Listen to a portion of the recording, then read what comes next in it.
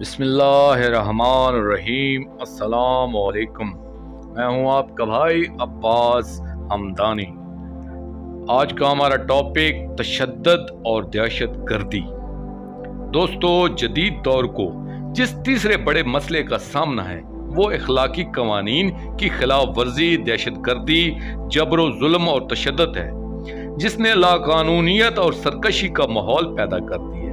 ہر فرد، چاہے وہ کنکریٹ کے قلعے ہی میں کیوں نہ ہو، اپنے آپ کو غیر محفوظ سمجھتا ہے۔ لوگوں کا نہ تو جان و مال محفوظ ہے اور نہ عزت۔ اس تشدد کی اصلی وجہ یہ ہے کہ لوگوں کے دلوں سے خوف خدا جاتا رہا ہے۔ وہ حیات بعد از موت پر بھی یقین نہیں رکھتے۔ خوف خدا نہ ہونے کی وجہ سے انسان کے لیے اخلاقی قوانین کی خلاف ورزی آسان تر ہو گئی ہے۔ جب حیات بعد الموت میں حساب کتاب یا پوچھ گچھ کا کوئی خوف نہ ہو تو ایک انسان بڑی آسانی سے تشدد اور دہشت گردی وغیرہ کا مرتکب ہو سکتا ہے۔ دوستو، تمام مذاہب کی کتب ہمیں یہی بتاتی ہیں کہ آخری عظیم رہنما کے وقت میں خلاف قانون کچھ بھی نہیں ہوگا، کیونکہ لوگ متقی، خوف خدا رکھنے والے بن جائیں گے۔ زمین نے اپنی پیداوار دے دی، خدا یعنی ہمارا خدا ہم کو برکت دے گا اور زمین کی انتہا تک سب لوگ اس کا ڈر مانیں گے۔ زبور آیت نمبر 7 اور 6۔ اور میں تجھ میں ایک مظلوم اور مسکین لوگوں کا بقیہ چھوڑ دوں گا اور وہ خداوند کے نام پر توکل کریں گے۔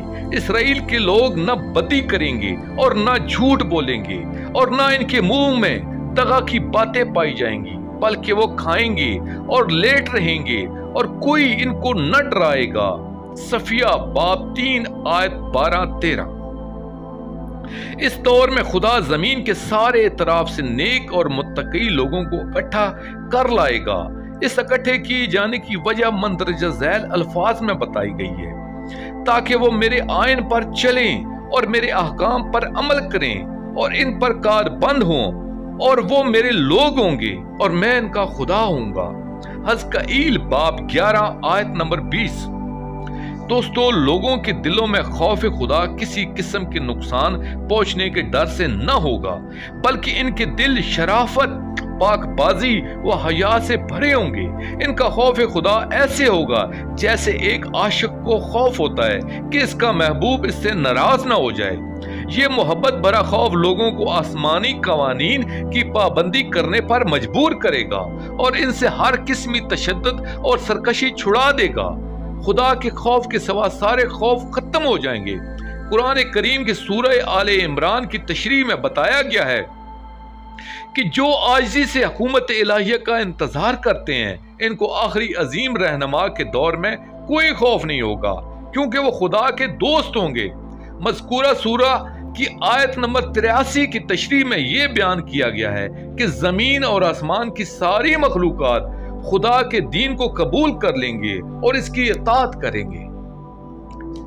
دوستو، آخر میں شکریہ ادا کروں گا اپنے مرشد کریم سید محمد جعفر الزمان نقوی البخاری دامِ ظلہ تعالی کا۔ یہ مضمون میں نے ان کی کتاب موعود الرسل سے پیش کیا ہے۔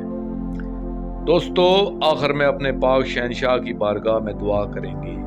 اللہ جل یا ولی المظلومین، اللہ جل یا امام المتقین، اللہ جل یا مولا صاحب الزمان، اجل اللہ تعالی فرجک و صلوات اللہ علیکہ یا ربا محمد وآل محمد صلی اللہ محمد وآل محمد وجل فرج آل محمد صلی اللہ علیہ وآلہ وسلم۔